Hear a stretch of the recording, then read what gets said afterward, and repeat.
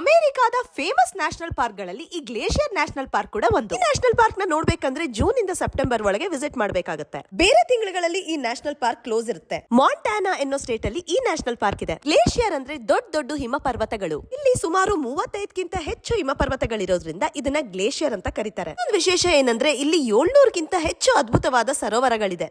700 mile ಅಷ್ಟು adventurous ಆಗಿರೋ hiking trail ಗಳಿದೆ. ಪ್ರತಿ ಒಂದು ಹೈಕಿಂಗ್ ಟ್ರೈಲ್ ಗಳು ತುಂಬಾ ಅಡ್ವೆಂಚರಸ್ ಆಗಿದೆ ಅಂತಾನೆ ಹೇಳ್ಬಹುದು. ಹೈಕಿಂಗ್ ಮಾಡ್ಬೇಕಾದ್ರೆ ಕಂಪಲ್ಸರಿ ಆಗಿ ಬೇರ್ ಸ್ಪ್ರೇಗಳು ಹೊಡ್ಕೊಳ್ಳಿ ಅಂತ ಸಜೆಸ್ಟ್ ಮಾಡ್ತಾರೆ. ಇಲ್ಲಿ ಕರಡಿಗಳು ಜಾಸ್ತಿ. ಬೇರ್ ಸ್ಪ್ರೇ ಹೊಡ್ಕೊಂಡಾಗ ಕರಡಿಗಳು ನಮ್ಮ ಹತ್ರ ಬರಲ್ಲ. ಫಸ್ಟ್ ಡೇ ಹೈಕಿಂಗ್ ಮಾಡ್ಬೇಕಾದ್ರೆ ಕರಡಿ ಕೂದಲು ಮಾತ್ರ ನಮ್ ಕಣ್ಣಿಗೆ ಬಿತ್ತು, ಆದ್ರೆ ಕರಡಿಗಳು ಮಾತ್ರ ನಮ್ ಕಣ್ಣಿಗೆ ಬೀಳಲಿಲ್ಲ. ಗ್ಲೇಷಿಯರ್ ನ್ಯಾಷನಲ್ ಪಾರ್ಕ್ ನೋಡೋದಕ್ಕೆ ಮ್ಯಾಕ್ಸಿಮಮ್ 4 ರಿಂದ 5 ದಿನ ಬೇಕು. ನಾವು ಒಂದ್ 4 ದಿನ ಈ ಗ್ಲೇಷಿಯರ್ ನೋಡಿದ್ವಿ. ನಾವು ಕೆಲವೊಂದು ಅದ್ಭುತವಾದ ಅಡ್ವೆಂಚರಸ್ ಆಗಿರೋ ಹೈಕಿಂಗ್ ಮಾಡಿದ್ವಿ. ಮೊದಲನೇ ದಿನ ಮಾಡಿದ ಹೈಕಿಂಗ್ ಅಂತೂ ತುಂಬಾ ಸುಂದರವಾಗಿತ್ತು. ಇದ್ರಲ್ಲಿ ಯಾವುದೇ ಹೈಕಿಂಗ್ ಮಾಡಿದ್ರು ಎಂಡ್ ಪಾಯಿಂಟ್ ಅಲ್ಲಿ ಹೋದಾಗ ಈ ತರ ಸುಂದರವಾಗಿರೋ ಸರೋವರ ಸಿಗುತ್ತೆ. ಸರೋವರ ಹತ್ರ ನಿಂತಾಗ ಜೋರಾಗಿ ಬೀಸೋ ಗಾಳಿ ಹಾಗೂ ಆ ಅಲೆಗಳನ್ನ ನೋಡಿ ಮೈ ಜುಮ್ ಅನ್ಸುತ್ತೆ. ಇದಾದ್ಮೇಲೆ ನಾವು ಹೊರಟಿದ್ದು ಅಡ್ವೆಂಚರಸ್ ಆಗಿರೋ ಸನ್ ರೋಡ್ಗೆ. ಅಡ್ವೆಂಚರಸ್ ಆಗಿರೋ ಸನ್ ರೋಡ್ ನ ಪಾರ್ಟ್ 2 ಅಲ್ಲಿ ಮಿಸ್ ಮಾಡಬೇಡಿ.